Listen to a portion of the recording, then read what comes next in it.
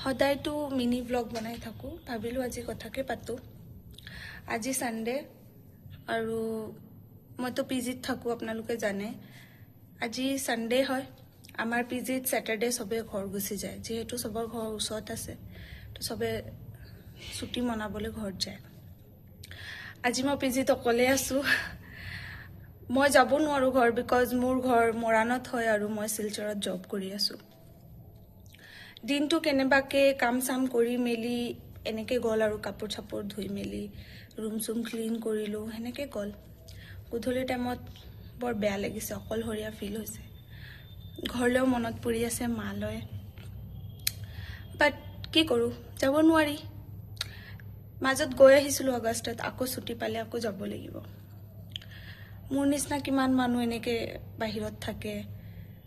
সবৰে দায়িত্ব আছে ৰেসপন্সিবিলিটি আছে লোন আছে কিবা আছে সবে নিজৰ নিজৰ ৰেসপন্সিবিলিটি পুৰা কৰিবৰ কাৰণে মানুহ বাহিৰত থাকে জব কৰে মই জব কৰি আছোঁ মই নিজকে বহুত লাকি ভাবো independent at this age like I'm independent I'm 25 এজত মই নিজৰ EMI পে কৰি আছোঁ নিজৰ এডুকেশ্যন লোন চলি আছে মোৰ হেতু পে কৰি আছোঁ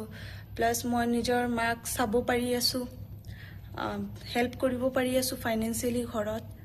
যেহেতু মোৰ আব্বা নাই আৰু হেনেকে মই নিজকে বহুত লাকি বুলি ভাবো আৰু হেনেকে লাইফটো ধুনীয়াকৈ গৈ আছে এই ভিডিওটো বনোৱা পাৰপাসটো এটাই পাৰপাস বলে কি কম আৰু মানে এনে মন গল মনৰ কথা পাতিবলে মোৰ নিচিনা বহুত ছোৱালী বাহিৰত কাম কৰি আছে পঢ়ি আছে তো মই সবকে এটাই কথা ক'বলৈ খুজিছো কি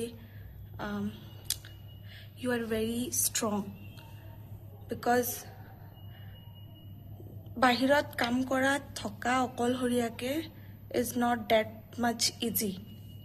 আৰু যোনে এটো কৰিব পাৰিছে they are super women ক'ব পাৰি